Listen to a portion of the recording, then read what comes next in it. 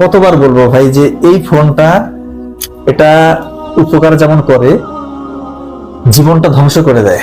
মরে গেলে তো ভালো, কিন্তু এটা কোন লাইফ রে ভাই? দিনের পর দিন এই জিনিসটা দিয়ে, এই যন্ত্রটা দিয়ে আপনার ছেলেমেয়েরা যে কোন লেভেলের খারাপ গুণা করছে, খারাপ কাজগুলো করছে। আমি বারবার বলি যে একটা বিষধর সাপ যদি আপনার ছেলে বা মেয়ের বেডরুমে রাখতেন, তা মনে ভালো হতো। সে তাকে সবল দিয়ে চলে যেত, মরে যেত, শেষ। এমন একটা যন্ত্র দিয়েছেন, এমন একটা বিষধর সাপ দিয়েছেন যেটা তাকে মারবে না, ধুকে ধুকে মারবে, ইহকালে হারাবে, আল্লাহ মাফ করবে, পরকালে শেষ হবে। আপনি তো মনে করতেছেন যে আমার ছেলেটা মেয়েটা তো বাইরে কারোর সাথে মিশে না, ভালোই তো, বাসায় থাকে, একা রুমে ঘুমায়, রুমের মধ্যে মনে হয় ভালো কিছুই করছে, ইবাদত করতেছে না। মোবাইল তো দিয়ে দিছেন, বিশ্বাস করেন, একটু যদি আপনাদের চেক করতে পারেন, অনেক গার্ডিয়ান তো জানেই না যে কিভাবে চেক করে, হিস্ট্রি কিভাবে চেক করার।